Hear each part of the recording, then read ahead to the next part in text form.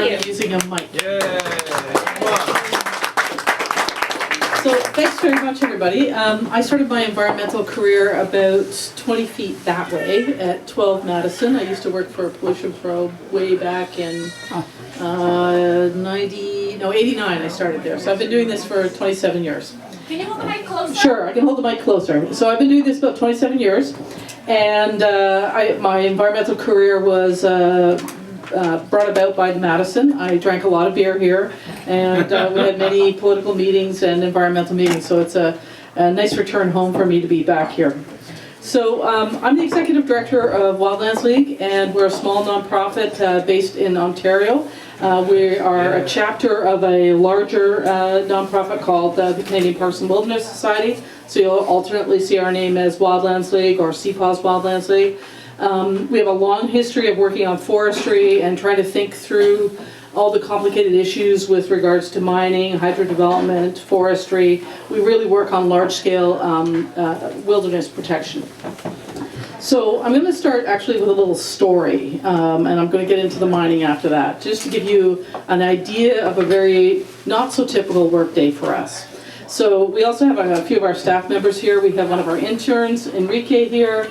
Trevor is at the back hiding, and Mel is beside him. These are the people who don't want to be up front speaking. And I have no, and they do all the hard work, and I have no qualms about it, and just basically take credit for everything they do.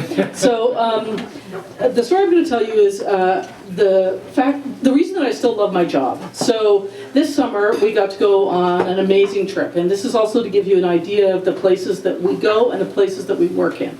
We traveled north from Toronto, took a couple of flights, and ended up on a small plane flying over approximately 43 million hectares of untouched wilderness. So we were flying from Toronto right to the very top of Ontario. And as we flew over this landscape, you see massive ribbons of river just cutting across the landscape. There are 5 untouched or mostly pristine watersheds up there: the Albany, the Attawapiskat, the Equan, the Winnisk, and the Severn. I remembered all. And those are 5 of the 12 last untouched rivers south of 55. It is an immense area. The greens are like this incredible emerald green and reds, the rust reds in this boreal wetland complex. There's about 18 million hectares of it is just a boreal wetland complex in Ontario. It stretches from Manitoba all the way through to Quebec. And as we flew over this, you just think, man, this is as, if you're a religious person, as God intended, or it's never been touched. It's just that amazing. It is one of the world's largest carbon reserves. There's 100 million tons of carbon stored in that boreal just between Quebec and Ontario alone. And as we're flying over this, we're going up to Pewanuck. The landscape changes. We change from a forested kind of bog system to less forest. The trees sort of hug the coastline of these rivers. And as we get up there, we're flying into Pewanuck, which is on the Winnisk River, one of the watersheds at the very top, and it opens up out into Hudson Bay. And our destination is actually to go to Hudson Bay. So we're now traveling, we get into the community, we meet with the community, because they're talking about what happens if mining comes here. We're thinking about it, what does it look like? And they want to talk to us because we've been looking at mining for quite some time. So we have a great conversation with them, and then we get into these great big boats that are like motorized canoes. They're sort of flat, they're metal, and we're going to take a 3-hour trip on this, not the ill-fated 3-hour trip, but a 3-hour trip to the coast, and the First Nations guides are showing us the way. We're traveling with them, and we're in 3 different boats, and Trevor, who is always prepared for everything, he's even freezing because the weather it's quite cold up there. The water is, you see ice when you get out to the coast. It's ice flows. It's just the ice that's broken off. It's not actually icebergs. We have very technical people at my place of work. So as we get out to the coast, it sort of switches over to a sort of a more briny and then a salt air mix. And when we're on the actual Hudson Bay, where now the waves are starting to crash and the boats are slamming down. Again, we're on metal boats. It's quite cold out there, the water's hitting us, we're sort of freezing, and now we're traveling in amongst ice, and we're seeing, when we opened up onto the water, we came out on this, like, I don't know, everybody had a different estimate, but there was at least 30 belugas swimming with us. It was like this symphony of belugas. It was just stunning. So as we're swimming along there, and we're looking forward to getting to the coast because we're going to go see a polar bear. And Sam Hunter is the guide that we've traveled with a number of times, looking forward to seeing the coast and looking forward to seeing polar bears in particular. And as we're traveling, we're going another 3 hours east along the shoreline. And by this time, we're freezing. Some of us are worried a little bit about hypothermia, but we're still going. We get to the coast, and just as I sort of peek over, and Trevor and I are in the first boat, and as I peek over, where we're going to be landing is a polar bear. And I'm sort of like, well, that's great, but we can't land. So we're freezing, now we can't land. And so, but we saw a polar bear the first day out, so that was fantastic. We stayed 3 more days, and we saw polar bears several times. And the very first time we saw one on land was when we learned quite a bit about polar bears, because all of our reaction was to be terrified, concerned. I would say it was sort of a mixture of those things, whereas the First Nations were kind of like, yeah, they're over there. And they were, what was interesting about this is when Sam told us that the polar bears were over there, I was like, well, where? So the tide was out, and these great big boulders, which are usually buried by the sea, were sort of sitting out there, and they were kind of grays and sort of darker grays. And Sam goes, that milky white one, that boulder over there, that's a milky white one. I was like, what? So I pulled the binoculars up and I look out, and I see this polar bear hiding behind the boulder.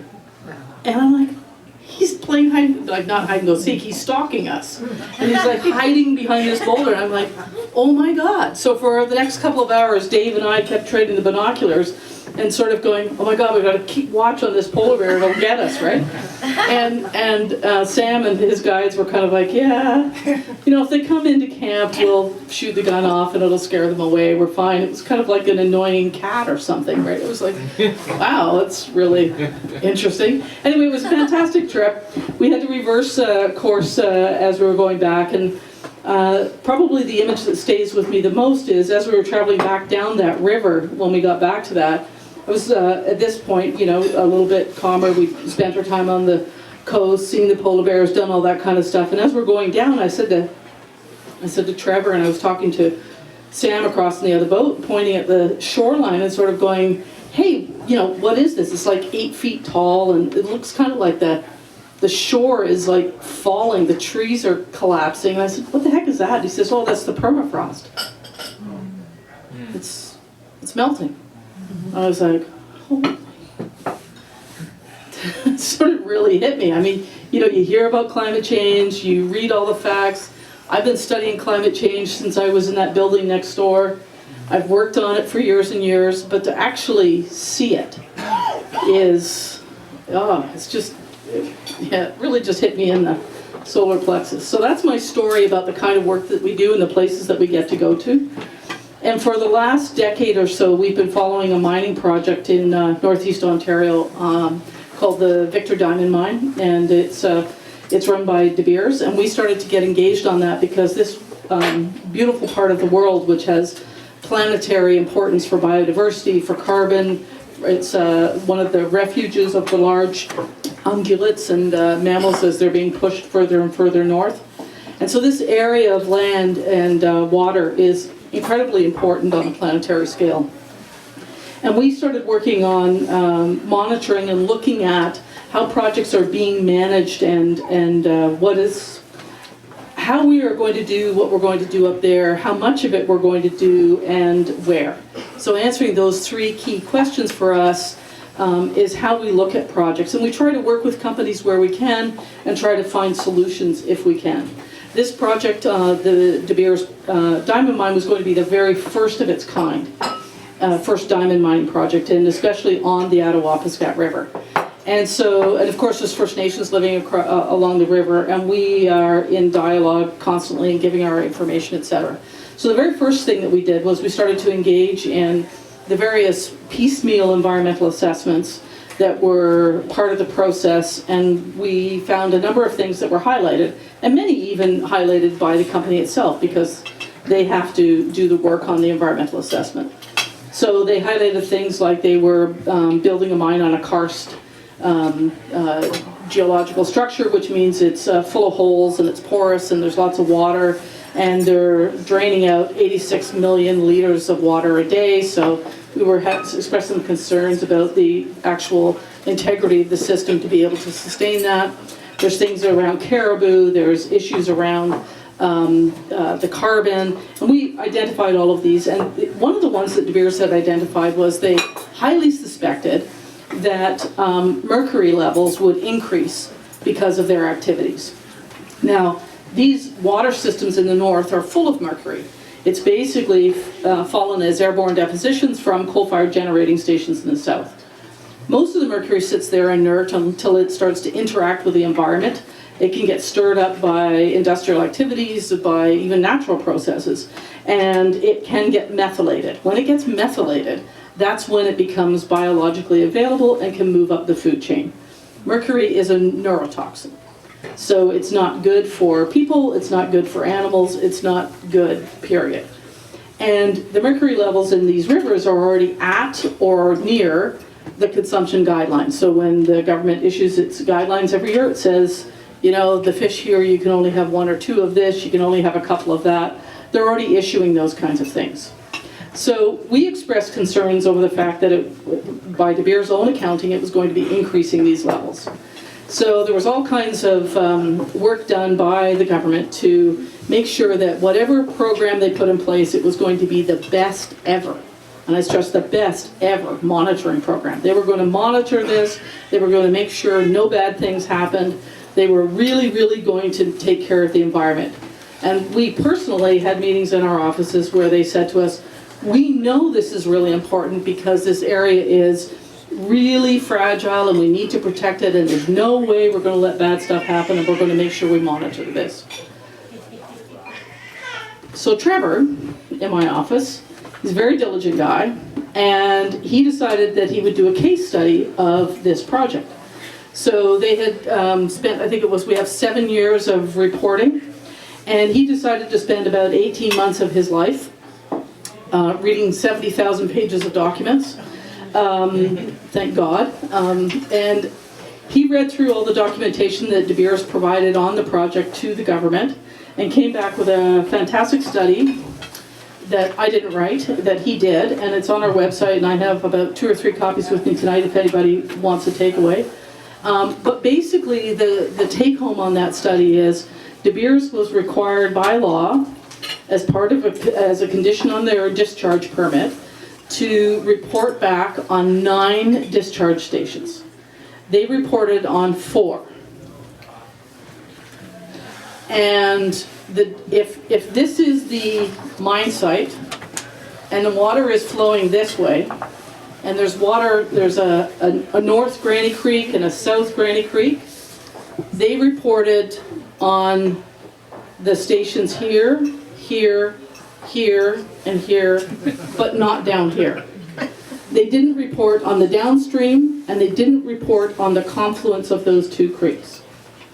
So we raised that. I think actually Trevor raised that for about 6-8 months and said, you know, guys, like, they're not reporting on downstream, and this is a problem.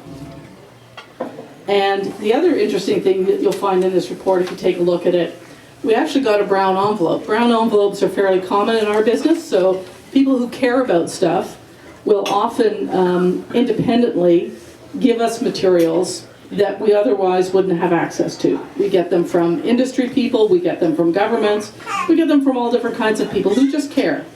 This particular document that came to us actually showed, and it was a De Beers document, actually showed that the mercury levels were increasing downstream. So this is the best ever monitoring program that has come back with really bad results and has failed to report on 5 out of 9. Now, subsequent to that, we've been able to wiggle out a few more pieces of information. We still haven't got all of it. It's still been a matter of, I don't know if anybody else here has done these, but the freedom of information requests. So we submitted information requests saying we'd like to see, we're the public. We would like to actually see who is mining on our land, and because these are all permits issued on behalf of us. So I'd actually like to see the information. I'd like to see what gets reported. I'd like to see what they're reporting back to the government. And we submit these information requests, and we often get back, oh, well, that's going to cost you, $23,000 to get that material, because to find it, et cetera, et cetera.